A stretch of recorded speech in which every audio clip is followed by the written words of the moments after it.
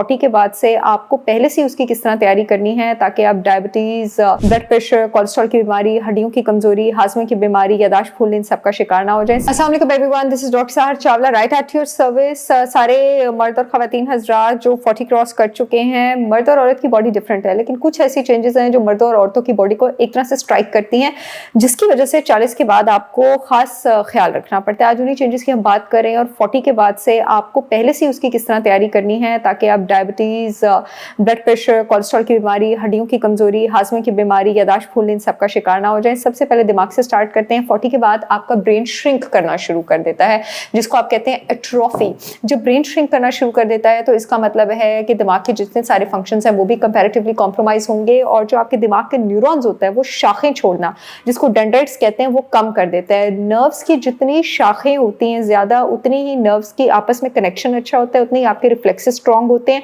उतना ही आपकी attention, learning, memory, focus जो है वो बेटर होती है। पहले मैं बताऊंगी कि चेंजेस क्या, उसके बाद उसके लिए आप क्या क्या कर सकते हैं और क्या चेंजेस आपको लानी है।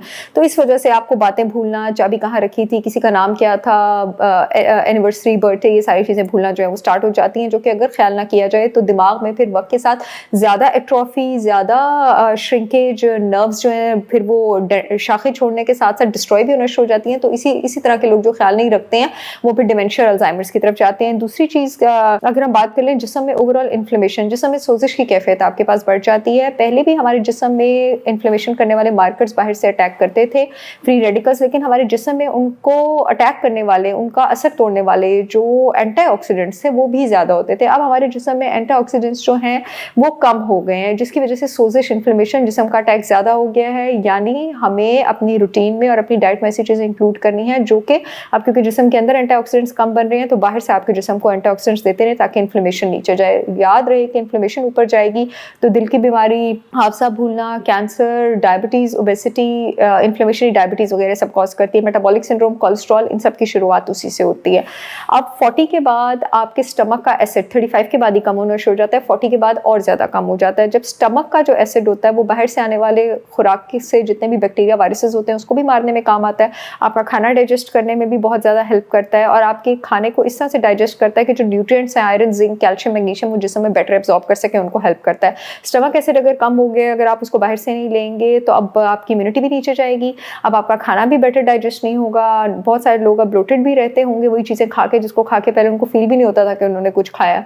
और उसके साथ साथ आपकी जिस्म में आयरन, कैल्शियम, मैग्नीशियम वगैरह ये भी ठीक तरह एब्जॉर्ब नहीं होंगे, और जब ये ठीक तरह एब्जॉर्ब नहीं होंगे, खून की कमी होगी, इम्यूनिटी कम होगी, हड्डियाँ कमज़ोर होंगी, मैग्नीशियम एब्जॉर्ब नहीं होगा, नींद अच्छी नहीं आएगी, आपको स्ट्रेस रहेगा, एंग्जाइटी रहेगी, ये सारे इश्यूज हो जाएंगे। और क्योंकि स्टमक एसिड के साथ साथ आफ्टर 40 बाकी डाइजेस्टिव जूसेस की सिक्रीशन भी आपके पास कम हो जाती है, जिसमें बाइल आ जाता है, गॉल ब्लैडर का जूस, और बाइल जो है आपका विटामिन ए, डी, ई और के एब्जॉर्ब करता है। तो अब जिस्म में ए, डी, ई और के भी कम एब्जॉर्ब हो रहा है। ए आपकी विजन के लिए, आपकी इम्यूनिटी के लिए, आपकी स्किन के लिए अच्छा है, डी आपकी हड्डियों के लिए, आपकी इम्यूनिटी के लिए, आपके दिमाग के लिए, आपके जिस्म को बीमारियों से बचाने के लिए अच्छा है, ई आपके दिल की हेल्थ को प्रोटेक्टेड रखता है, आपको कैंसर के अगेंस्ट प्रोटेक्टेड रखता है, आपकी सर्कुलेशन को अच्छा रखता है, विटामिन के आपकी हड्डियों के लिए अच्छा, आपकी सर्कुलेशन को अच्छा रखता है। ये सारे फंक्शंस कॉम्प्रोमाइज होंगे। और 40 के बाद आपकी बोन्स की डीमिनरलाइजेशन भी स्टार्ट हो जाती है, यानी अब वो थोड़ा थोड़ा कैल्शियम और फास्फोरस छोड़ना शुरू कर देती हैं। तो अब आपने अपनी बोन्स का बहुत ज़्यादा ख्याल रखना है, और क्योंकि आपका मेटाबॉलिक रेट नीचे गिरता है, आपकी कैलोरी बर्निंग स्पीड जो है वो नीचे जाती है, तो खाना अब स्लोली हजम होता है, तो रूटीन शिफ्ट करने की ज़रूरत है। सबसे पहले तो इंटरमिटेंट फास्टिंग आफ्टर 40 अब हर कोई अपनी ज़िंदगी का असूल बना ले, एटलीस्ट 16:8। 16 घंटे आपने कुछ नहीं खाना और 8 घंटे में 2 या 3 मील्स ही आपने लेनी है, और आपने स्नैकिंग छोड़ देनी है। इससे आप क्या करेंगे, जब आप इंटरमिटेंट फास्टिंग पे जाते हैं, आपके जिस्म के एंटीऑक्सीडेंट्स बनना शुरू हो जाते हैं, एंटी इन्फ्लेमेटरी मार्कर्स, और दिमाग में यादाश्त तेज करने वाला जो फैक्टर है ताकि आपके दिमाग की श्रिंकेज को वो काबू रखे, brain derived neurotrophic factor BDNF, वो बनना शुरू हो जाता है, जो कि आफ्टर 40 अदरवाइज आपके पास कम बन रहा होता है। इंटरमिटेंट फास्टिंग आपकी नर्व्स को हेल्प करती है कि वो मजीद शाखें छोड़े और आपका हादसा और मेमोरी तेज होना शुरू हो जाता है। एक और चीज़ जो आपके पास BDNF बनने में बहुत हेल्प करती है वो है हल्दी। मेरा 100% ऑर्गेनिक हल्दी पाउडर शिपमेंट के लिए अवेलेबल है, पूरे पाकिस्तान में शिपमेंट हो रही है, लिंक कमेंट सेक्शन में दे दूंगी। आप www.holisticwisdom.com पे जाके ऑर्डर कर सकते हैं। पाकिस्तान की सारी रेगुलेटरी अथॉरिटी से अप्रूव्ड है। इसका 1 टीस्पून दिन में अलॉन्ग विद इंटरमिटेंट फास्टिंग आपके जिस्म में इन्फ्लेमेशन भी कम कर सकता है, आपकी यादाश्त भी तेज करने में हेल्प कर सकता है, और आपका वजन कम करने में भी बहुत ज़्यादा हेल्प कर सकता है। दूसरी चीज़ जिसकी मैंने बात की थी, ओवरऑल जिस समय आपके पास इन्फ्लेमेशन बढ़ती है, इसके लिए आप क्या करेंगे, इसके लिए आप इंटरमिटेंट फास्टिंग करेंगे, रात को जल्दी सोएंगे। रात को जब आप 11 बजे से ऊपर जागते हैं तो आपके जिस्म के इन्फ्लेमेटरी मार्कर्स जो हैं वो तेज़ हो जाते हैं, वो काम करना शुरू कर देते हैं। जब आप रात को 11 बजे से पहले सो जाएंगे, आपका एड्रीनल ग्लैंड जो है वो कंपैरेटिवली शट डाउन कर जाएगा, सोजिश वाले केमिकल्स और स्ट्रेस हार्मोन वो छोड़ना कम कर देगा।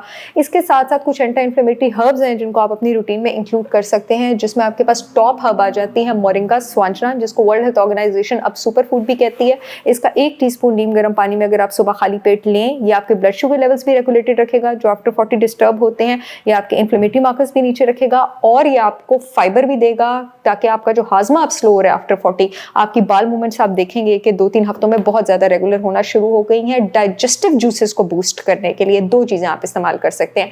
एप्पल साइडर विनेगर वो भी मेरा अवेलेबल है, 100% organic raw unfiltered with mother, आप मेरी वेबसाइट से ऑर्डर कर सकते हैं। उसका 1 टीस्पून 150 मिलीलीटर पानी में नाश्ते से 30 मिनट पहले आपने स्ट्रॉ के साथ लेना है, स्टमक का एसिड बढ़ाना शुरू कर देगा।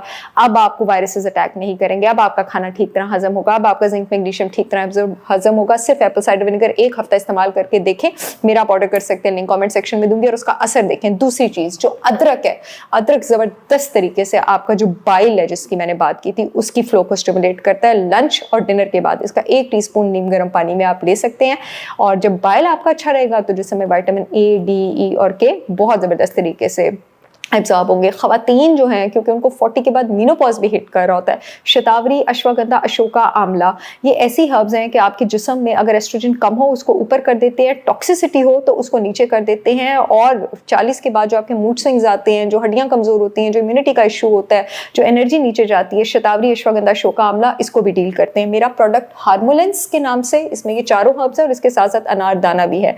ये पूरे पाकिस्तान में शिपमेंट हो रही है, आप ऑर्डर कर सकते हैं। इसका 1 टीस्पून आपने अपनी रूटीन में रखना है रात को दही के प्याले में और उसको सोने से पहले आपने कंज्यूम कर लेना है। मर्द हजरात क्या करेंगे, मेरा organic protein powder for main है, इसके 1 चम्मच में 2.5 ग्राम प्रोटीन है क्योंकि आफ्टर 40 आपके पास फैट बढ़ना शुरू हो जाता है और मसल लॉस होना शुरू हो जाता है। इसमें शुगर नहीं है, ग्लूटेन नहीं है, इसमें डेयरी नहीं है, इसमें लैक्टोज नहीं है। तो आप क्या करेंगे कि आप इसके दिन में 2 से 3 चम्मच, 1 चम्मच में 2.5 ग्राम प्रोटीन है, 7 से 10 ग्राम आपको प्रोटीन मिल जाएगा। स्नैक्स की जगह आप इसको लेंगे, ये आपका इंसुलिन स्पाइक भी नहीं करेगा और आपको हेल्दी प्रोटीन भी देगा, आपका मसल मास गेन करने में भी बहुत बेहतरीन तरीके से आपकी हेल्प करेगा। अनदर थिंग जो आप कर सकते हैं अपना हाजमा और डाइजेशन बूस्ट करने के लिए, वो है आपके पास करेला पाउडर। 1 टीस्पून नाश्ते के 1 घंटे बाद करेले पाउडर का आप खाने के बाद ले सकते हैं। ये डाइजेस्टिव जूसेस में भी हेल्प करता है, ब्लड शुगर को भी रेगुलेट करने में हेल्प करता है और इन सब के साथ साथ विटामिन डी का सबने ख्याल रखना है। जिसका विटामिन डी 80 से कम है उसे 2 लाख इंटरनेशनल यूनिट का इंजेक्शन लगवाना है और 10 दिन के वक्फे से और 3 महीने बाद चेक करवाना है। अगर 80 से ऊपर होगा उसको 1 महीने के लिए छोड़ देना है। मर्द और खवातीन दोनों ने कैल्शियम सिट्रेट 400 मिलीग्राम दिन में 2 बार मील्स के साथ लेना है ताकि हड्डियों से कैल्शियम ना निकले और इसके साथ साथ विटामिन के 200 माइक्रोग्राम डेली नाश्ते में लेना है। ये कुछ हर्ब्स, कुछ चेंजेस, इसके साथ इंटरमिटेंट फास्टिंग, रात को सोएं और सुबह जल्दी उठें।